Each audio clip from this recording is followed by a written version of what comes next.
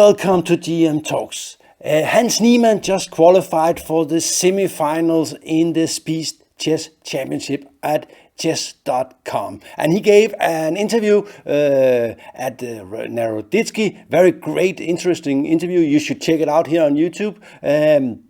Where he claims innocence and says everybody's after him. It was a rather interesting interview, very honest and also heartbreaking in some way. He keeps saying that I was only 19 and so on, and there are evil people after me. I don't know what to think of it, to be honest, because he seems a little bit like a bully, this guy Niemann. Anyway, we're gonna see today that he is a great player.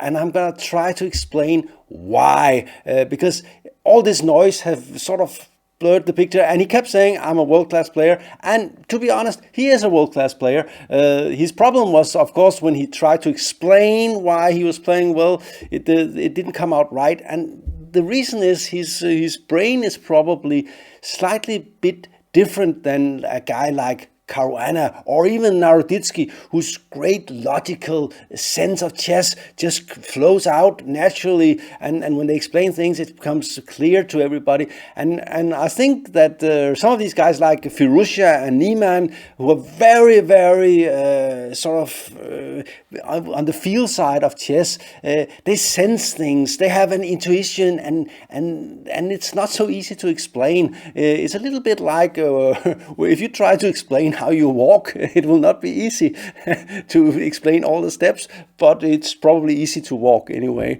for most of us. So let's jump into the game. It's from the quarterfinal, and he's beating Maxime Lagrave, who just had a good result, by the way, in another tournament. So it was a little bit surprising. It was like the return of the 1990 generation. Hans is white against Lagrave. They both have 3,000 something on chess.com. That's a lot more than me. I have like 2,700 anyway. But of course, they are also much better players. And this is the Moscow variation of the Sicilian check. By the way, if you play this with white, you will probably never get hurt because you just take your pieces out, give a check and castle, and you will never be behind in development or things like that. Bishop d7. I think Lagrave would rather play knight d7, but after a4, it's a little annoying and stuff like that. So black is a little bit knight d7 is a little bit provoking, and maybe the knight is not placed that well on d7, even though earlier it was a line people were playing a lot. I think sort of the opinion has shifted a little bit. Okay, so they exchange this one and castle and knight c6. You can also play knight f6, c3, and d5, and that's a new move. When I was younger, they played this move, and that's interesting. White can choose between queen e2 and rook e1.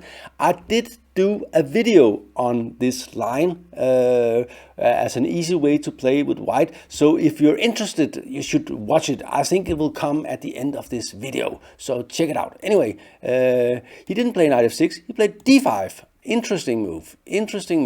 Getting ready to annoy white immediately and not making an e5. So white is still playing for the space advantage, and this is one of the things we've had a little bit of discussion here on GM Talks about this modern trend, that it seems that space advantages are much more important than we used to think.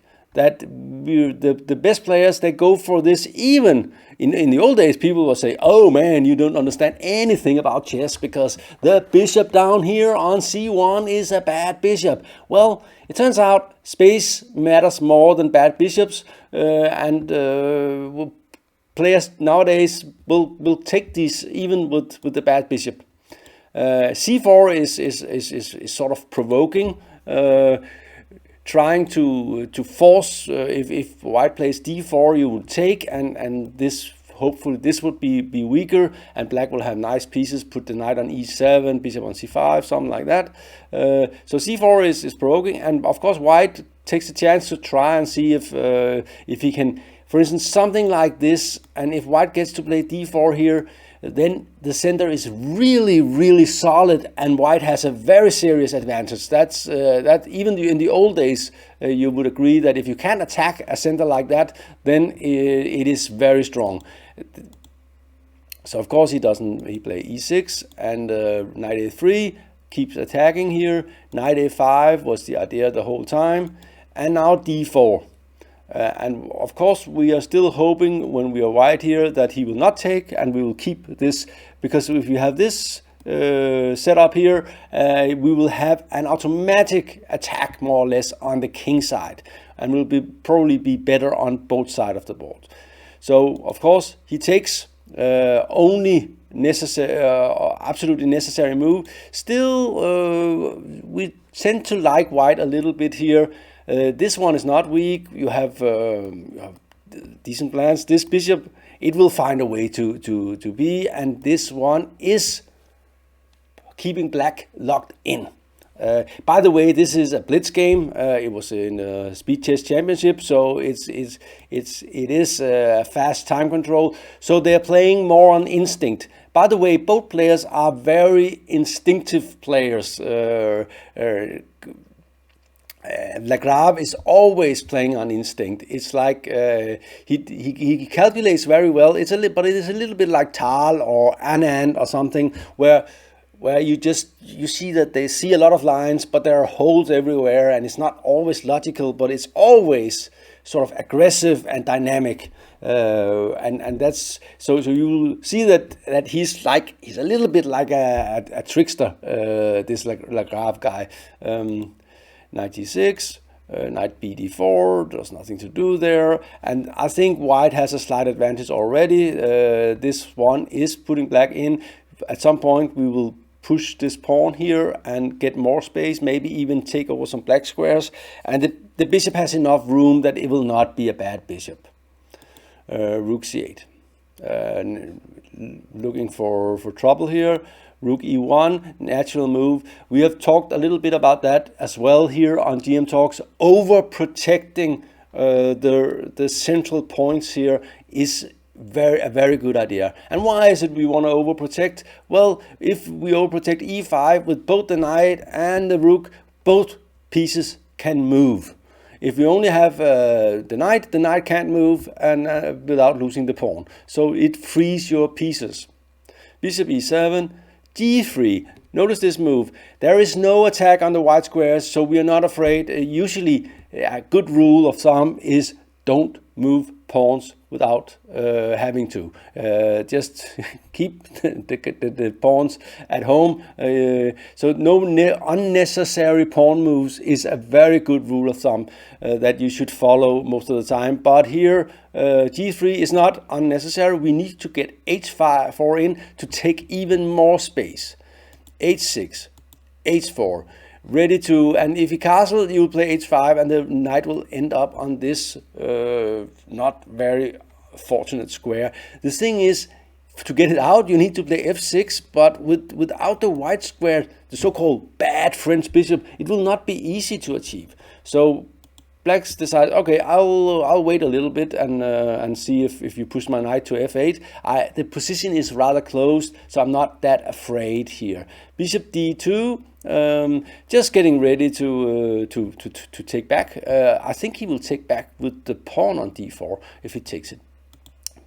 Bishop b4 and b4, and I was surprised by b4. And I think, to be honest, it's a very good move. The thing is, and this is what I learned when I was a junior, that he get this square and he'll put a rook there, and then he'll take over the c file, and then he will eat all my pawns on the queen side, and no, we can already see the scenario.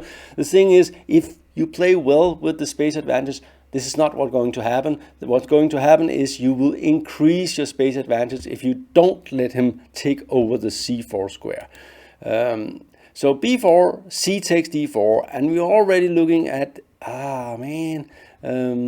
And maybe even black should think about b5 just to keep this. He didn't. He castled, and the idea, of course, now there is this square for the knight to retreat to, but it's not a great square. And after b5, the knight has to go, and it can't go here because then the other knight will end at 8 here in the corner. So it goes to d8, not a great square. Bishop b4, attacking the bishop, and we're fighting for the c file. And we see that this guy is without an exit, and I think, without knowing, that Vasily Lagrave hates passive pieces. So let's see what he does here. Of course, he does this. He's basically ready for this move and getting here, and he will not mind even losing a pawn here if he gets some counterplay against d4. Rook c8, interesting move. Queen takes, and he plays very well in this phase of the game. h5, kicking the knight. It doesn't want to go to f8, where it's not great, and it doesn't want to go to e7, and it doesn't want to go to h8. He goes to e7. He should probably go to f8. And queen a3. Notice this move. It attacks e7. It attacks a7, and it prepares c1. Can you ask more for one move than that? That is really, really nice. Of course, black can defend. Defense is out of the c-file, defends a7, and attacks here. But the thing is, white has time for rook c1, and these pieces are don't have enough space here. You can't play knight b7. You could just take this pawn because he will lose a lot of material in that situation. Knight c8. Okay, so this is covered, and basically we are ready for this, and maybe sacrifice a pawn. And after this, we are actually threatening this. And this is the crucial point of the game, where we just see that Hans Niemann got a little bit of chess Mozart in him, because his next move is just sort of filled with harmony. And even though he doesn't seem like a harmonious person, he can still play harmonious chess. Rook c1. And why is that a good move? Rook c2, I mean. Why is that a good move? Well, first of all, black cannot take on b5, c8 is hanging, and we are preparing queen c1, and we are maybe also preparing rook bishop d6. Bishop d6 was also good, but it was more messy, and I like this move. But the thing is, what should black play here? He's got no moves at all. He decided to go on with the plan, but then this one, and b5 is not hanging due to this one, and it's already rook c7 is in the air. Need to do something about that. So knight a7, rook c7 again. You can't take. Rook takes c8, so queen d8 is forced. Take, and the domination continues. Just penetrating on the c-file, and black is completely passive. And you would think,